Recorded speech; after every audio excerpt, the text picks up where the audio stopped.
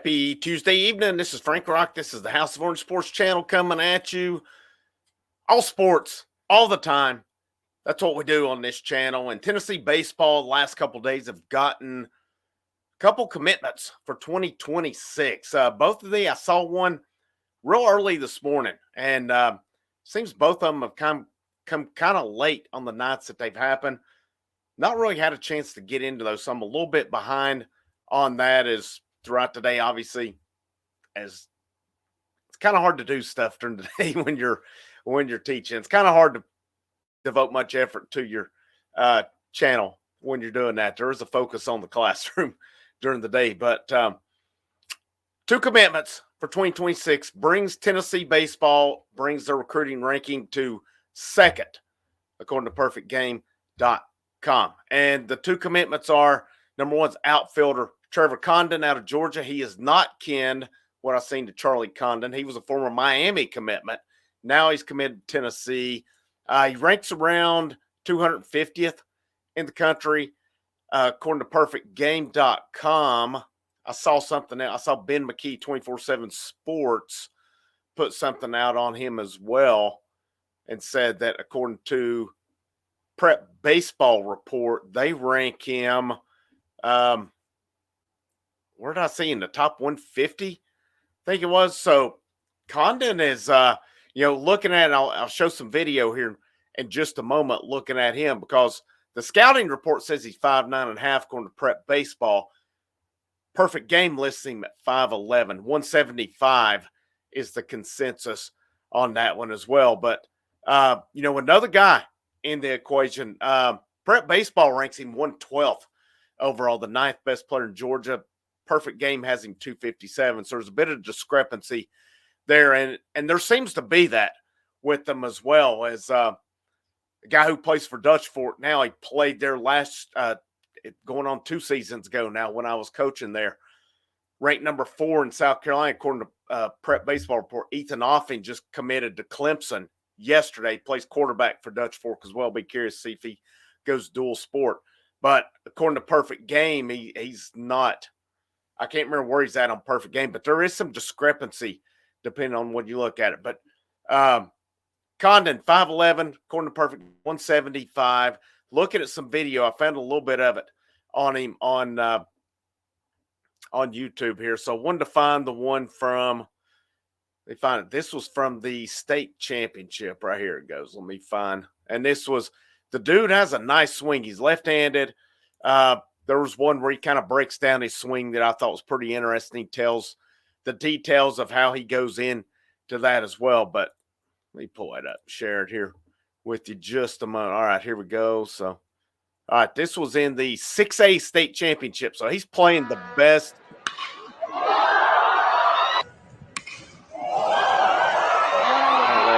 Let the noise take it here.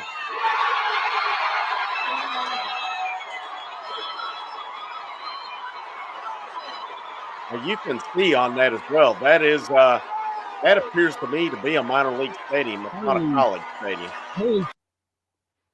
As you had, of course, you had the 400-foot fence in center field. And this is the video I was talking about here where he was kind of breaking down his swing. I thought this was pretty interesting to do it. Let's let him. I thought I still had it pulled up here. Let me pull it back up for you. I apologize for that. Yeah, here's one where he breaks his swing down. I like what he does here. And there was one where he was mic'd up for a futures game. Pretty comical kid to listen to. First thing first, when I get into the box, I make sure I look at my feet. I make sure I'm good.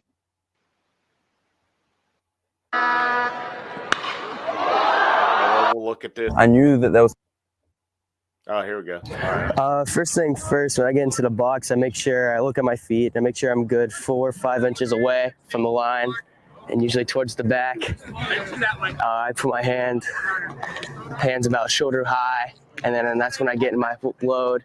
I usually hit like a little rock on my back hip, and then once the pitcher puts his leg up, that's when I move my toe to a toe tap up and straight down through. I like to get out in front. So he's going through on now. Let's look back at his swing here. Let's see how that translated over. I mean, he mashes that ball.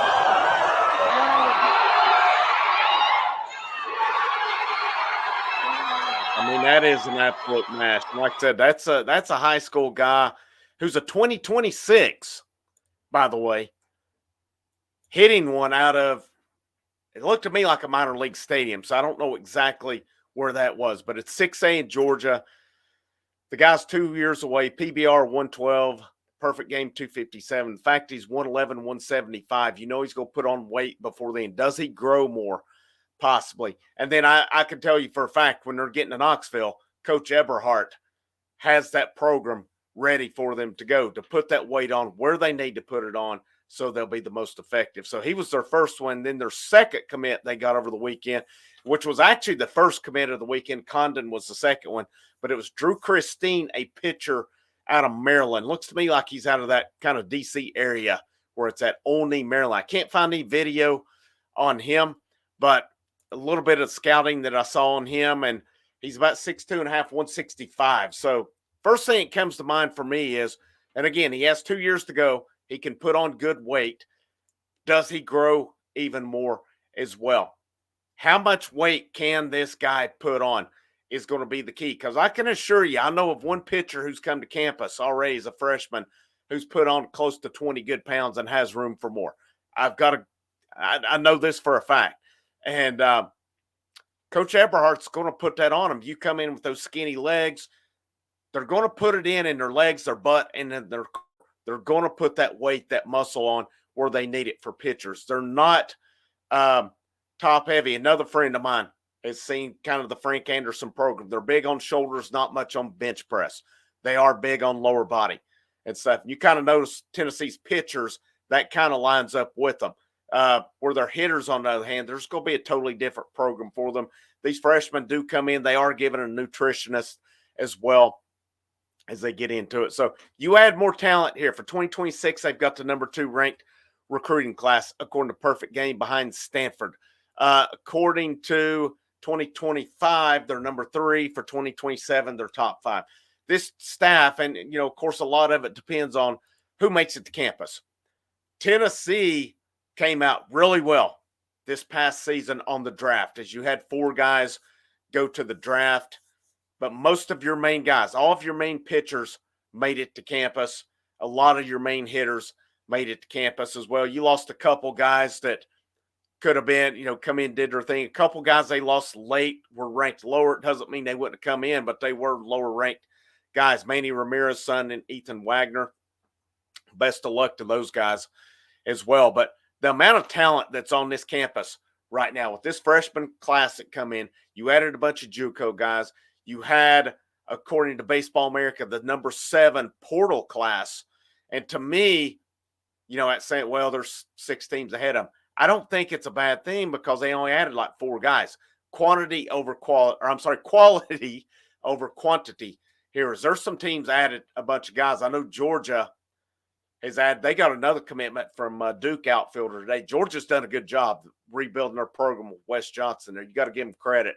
And I think they're a program that's on the rise.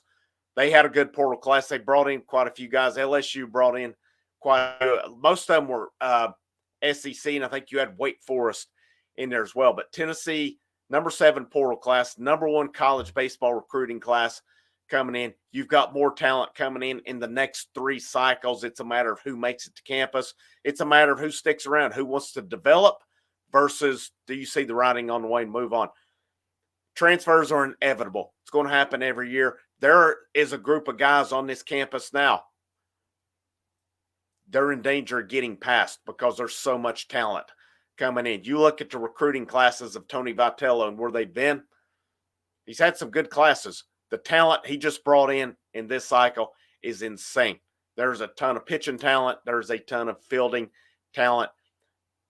There's going to be a lot of guys be difference makers this year on that team. You add in the JUCO talent. You add in who's returning, who steps up out of guys returning. This is a reload. It's not a rebuild. A dynasty is being built in Knoxville, Tennessee. It's only going to continue. Tennessee baseball is not going anywhere anytime soon. And people might as well get used to it. And I know some of you hate hearing me say dynasty, but I'm going to say it again. Dynasty. Dynasty is coming in Knoxville. There's guys coming in hungry. They're coming in ready to play. They're putting in the work. These guys are planning on they're planning on me having my picture taken for that national title trophy again next season, as I got to have it this past Saturday. It was in Charlotte at the Tennessee tailgate. Pretty cool. Tony Vitello is building an absolute monster he's already built a monster of a program. The scary thing about it is it's only getting better. I'm going to wrap up on that one for you. Evolution of Tennessee's defense part 2 is coming tomorrow night. I was going to do it tonight. I've got to sit down and really put a couple things together. I wanted to do this. Baseball. I wasn't able to hit these 2 commitments. I wanted to hit that tonight. We'll get into the evolution of the defense tomorrow evening, and I hope to release that a little bit earlier after I get in tomorrow. It is a little hectic trying to do your channel, work your job, all that stuff, and plus with sickness going around our house that we can't seem to freaking get rid of. But evolution of Tennessee's defense part 2 tomorrow, going for part 3 Thursday, and we'll see. Probably look for part 5 on Friday and let it carry through. Or I'm sorry, part 4 on Friday. Just kind of building up, showing where that defense started when Josh Heupel, Tim Banks, and staff took over to where they are now. I think it's pretty fascinating to see that growth over time. But I'm going to wrap up on that one again. Frank Rock, House of Orange Sports Channel. Have a great rest of your Tuesday. And last but most certainly not least, go Vols.